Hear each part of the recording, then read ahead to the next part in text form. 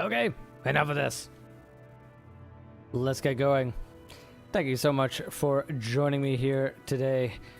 Here where I will be doing some of these small missions, some of the things that we didn't get done last time, things that we still want to get done, and particularly what's been bothering me is that airplane situation. Flying something to the North Pole, we should be able to do it. So let's jump on in and get that done. Plus, I also just wanted to play some Kerbal. I felt like playing Kerbal. So, if you remember, last time we left with 288 science from missions that we've been doing, which could leave us with several possible things that we could use. Like, this booster would be really nice in getting heavy loads off the ground. These might be handy, but not that super. Larger fuel tanks might be very nice, although we could do without, really. It's not that necessary to get right now. We have a bunch of these, like winches. So the nose cones, those are fairly useful to have. Clampatron, we kind of need this one when we go to the Mun. So this one is very likely that we get this. I have no idea what this is. Fully deployable portable light kit includes solar panels and power coupling for situations where the built-in solar panels are inadequate. I have no idea what that is. Logistics consumer power coupler? Wait, is this maybe an EVA extra solar panel thing? It's an unmanned probe? I have no idea what this is. And of course, there are these weird things. Material processing. To quickly process material resource into useful products. Tundra-style refineries. No idea. Advanced automation controls. This is, I think, one of those Kerbal colonization parts. But this is cool, though. Look. This is the first part that I can see that has heat. An optimum temperature. As in 1000 Kelvin, it shuts down at 3000, but it needs at least 100 kilowatts of cooling. So that's cool. The first part that we have that needs specific cooling. So apparently, you can smelt things in it, destroy machinery, make recyclables. I still don't know what logistics is, although I do know that scavenge isn't spelled like that. Yeah, spelled with an E, right? There we go, USI. That is the colonization mod. So with gypsum and machinery, we can make fertilizer. Minerals and machinery. Make more fertilizer. Okay, so machinery is just something that we can produce. Oh, it has machinery and recyclables. Okay, so that's the resource that it uses. That's interesting. So you can make liquid fuel from ore and machinery. Or liquid fuel and oxidizer. Okay, so that's really useful. Oh, there. You make LFO, you make liquid fuel. No idea what polymers are. You can make metals. Oh wow, that gets real advanced. Material processing. So you can crush things, you can smelt things. You can make fertilizer. Is this the same thing? Material processing unit 1.25, 2.5, or 3.75. Okay. And inflatable storage. That sounds really cool. Okay, so this mainly right now because of... Oh wait, that's a junior? Okay, that's a docking port junior. Not a big fan of those, but we could use those. They're a little bit smaller, a little bit weaker.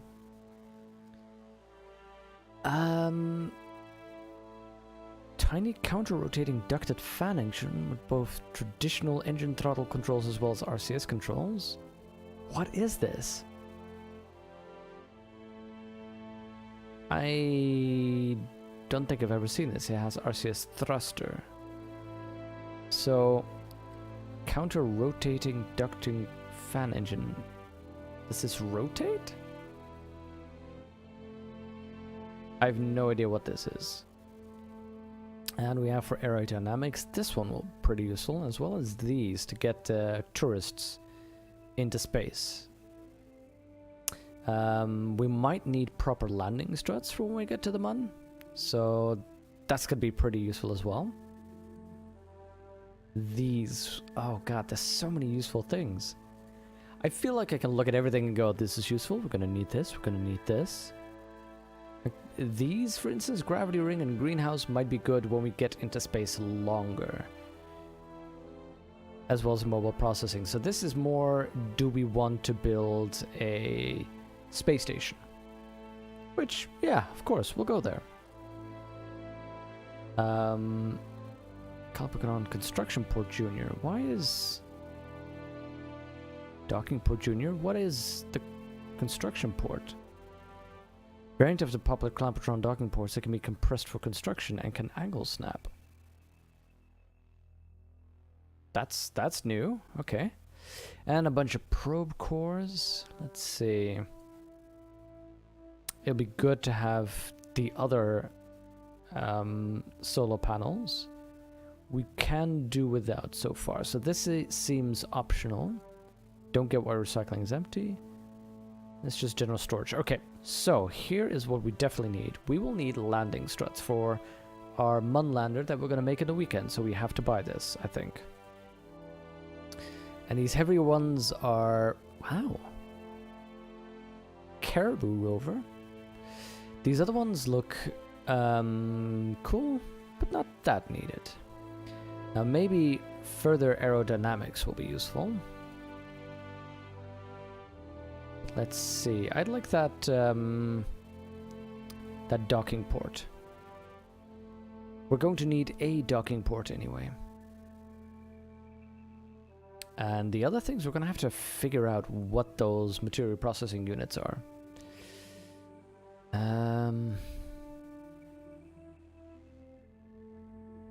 Choices. Let's get the advanced construction here. The docking port will be necessary. Next up is a grabbing unit. That's pretty useful for recovering asteroids and bring them into orbit. There we go, Clampetron docking port. That is the mature version of this that I want. Harpoons, portable struts, allows you to strut things from EVA, very useful. And there's winches and so on, so you could literally make an actual sky crane.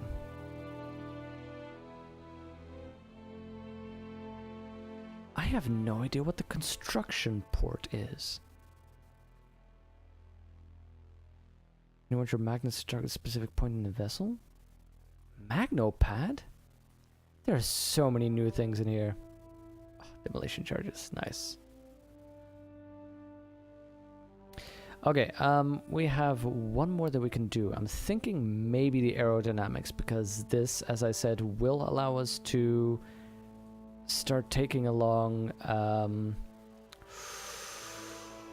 we can't afford that anyway, 160. This will start allowing us to take along guests, tourists. And it opens the door for supersonic flight, which I'm also very interested in. Wait, this is where we get ejector seats? After so long, we get this ejector seat? Wow, okay. And advanced and some of these other cockpits would be real nice to start having, because with these, the bicouplers and the does this have the cargo pods already? Cargo bay, there we go.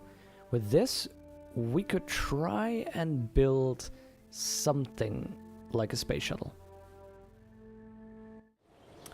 Demolition charge seems like a necessity to get those unintentional fireballs in. Hey, intentional fireballs if they're with deconstruction charges. So how are you doing, Fub? How is it going? Let's see. I want us to adjust the orbit of the satellite. It expires in 2 days. We have all the time we need for that. Some space flight things that are tricky. This would have us go to the Mun in a specific area. Nice reward, but probably involve us putting down a rover there. Part testing, don't want to do it. 30 days, don't want to do it. I'd like to bring back a vessel from the surface of the Mun. At least one scientist assures won't... Yeah, this is definitely one we want to accept. We're already apparently up to our eyeballs in the missions that we can do, so potentially we may want to upgrade mission control to have unlimited active contracts. So you know, action groups would be very nice.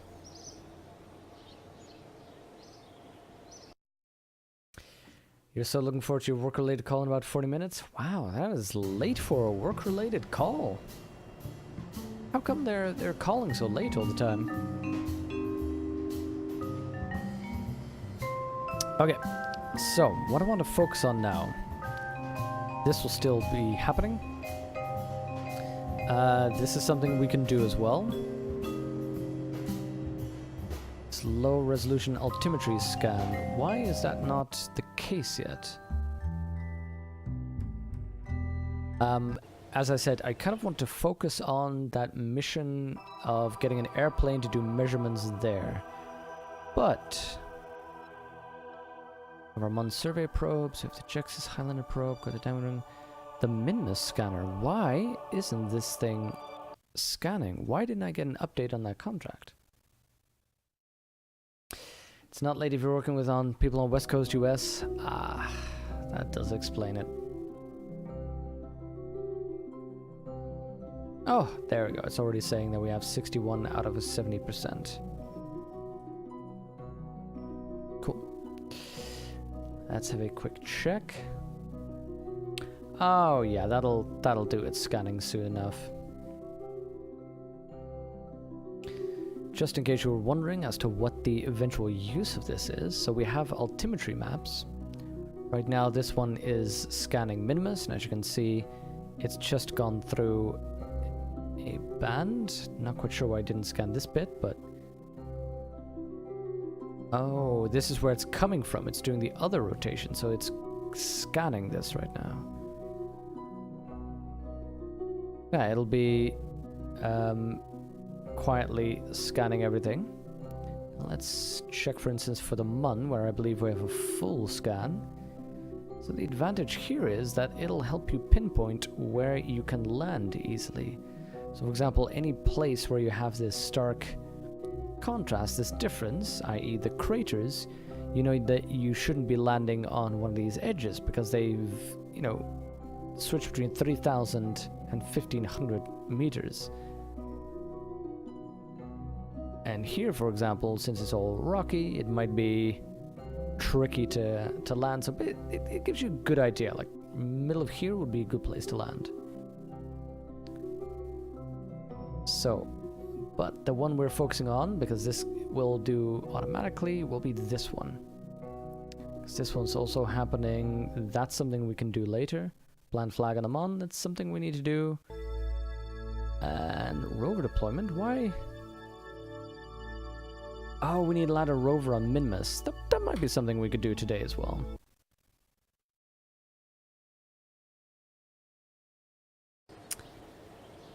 Yeah, Fub, I can imagine the annoyance of having to do something worker related still like that, even after you're home.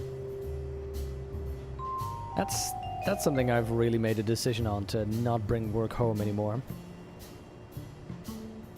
Let's see. Means I sometimes get in trouble with work. I won't have everything done on time, but I don't want to bring work home with me anymore. Let's see. So, we're making a plane that I don't think I have the engines to get something into space on its own. We just don't have them. These things still need a lot of air, and there's just no way I'm going to be able to supply that in space yet. So the best I think I can do is try to create something that can just fly relatively well on its own, and then see if I can bring that up into space using, I think, a rocket, and see how well it can fare. I'm trying to look for something that'll give it a very low profile, something that's already pretty high profile, I'm thinking, but something like that. Now we're gonna try and see how it works if we position these wings low, like on a space shuttle. Maybe a little bit higher, like that. Outwards slightly. There. Something like that. Like, because I noticed on the space shuttle as well, they're positioned relatively low.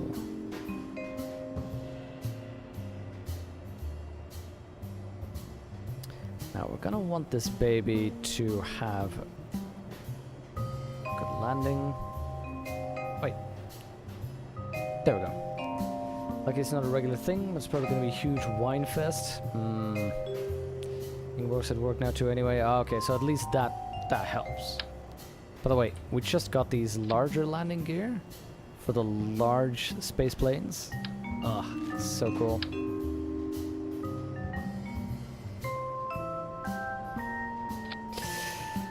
But yeah, the thing I sometimes don't like about American work styles is if something's gone wrong, usually the American response isn't to look for the solution, it's to look for the guilty person. And then once we've found the guilty person, we know what the problem is. And that's not a way of working that I like. Now this center of mass is... yeah, see, here's a problem. This center of mass is very ahead of the center of lift. So we're gonna have to... oh, that's not what I wanted to do. Darn it. I don't want to bring this forward. That center of mass is going to keep shifting forwards. As the fuel tank empties, that center of mass is going to want to slip forward, and we're going to need to make sure that our wings are there for it. Now, here's a weird thing. I've never had a center of lift that's below the center of mass, so I don't know how this is going to work. Also, I think this is really ugly and I don't like it.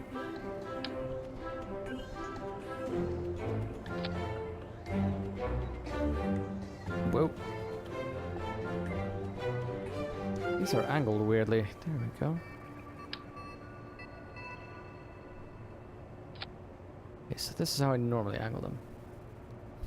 Unicycle spaceplane, that would be very impressive, although wouldn't be surprised if some people have done that.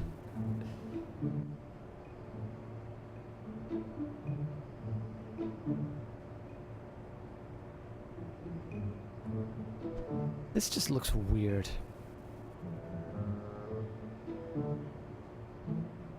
Looks very weird. If you can move this back, maybe. You know what? There. And maybe move these ones back a little as well. That's your experience, but then again, the company has a very large European presence. Ah, that's good. Now, I've noticed that it's also contrasted with, for example, the what they call the Japanese versus the American styles, because they use those examples because they're opposites of the pole. And the common the common sort of comparison is that the traditional Japanese response to a problem is, oh hey, there's been a problem, let's figure out how we can fix it, and then we're good.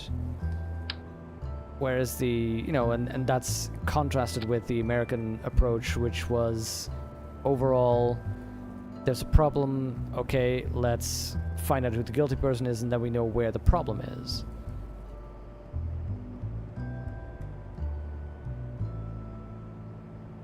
But then again, of course, usually these things are oversimplifications to begin with. 45,000 Delta V, by the way. Wow. Okay. I'm gonna have to see how this baby handles. Which means we're also going to be doing our emergency provisions here.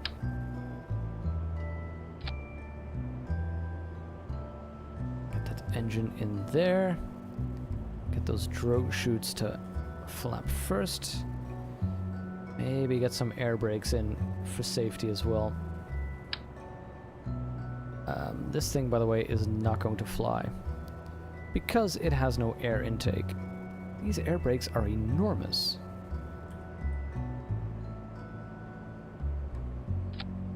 There's no way I can scale them down a little bit. There we go. And again, this is tweak scale, not normally a part of Kerbal. Again, I usually like something like 70 degrees. We're going to need an air intake. Now, I took this design of cockpit. Could have also done the one with that has an air intake in the front already. Then we could have done this circular intake. But I'm thinking of just using these intakes. Maybe directly on the side here. Let's see. The thrust weight is still about 2. So let's call this the X2 shuttle. Let's see.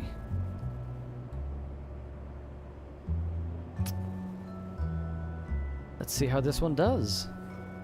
And let's hope we don't kill anybody. Whew.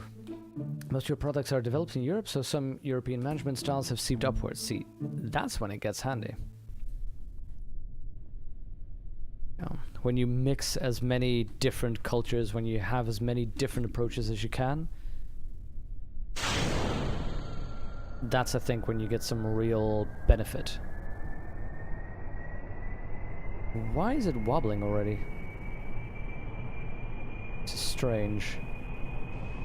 Also, it's not taking off that well. There we go.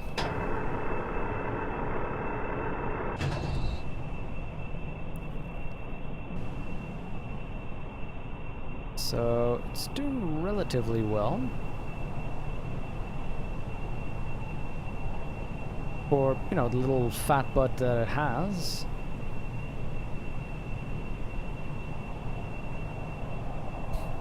It's got a good spin. Not that bad. Let's go caps lock. That you can see in the bottom left. Normal, caps lock, normal, caps lock. That's the precise controls. And then we go to chase mode camera so that it stays behind our little ship. Look at that speed though. 363 right now? That thing... This thing can hit some speeds and it's still picking up. Not sure spin is a positive attribute for a plane to have. Well, you know, it flies well enough. Let's see, activate that navigation.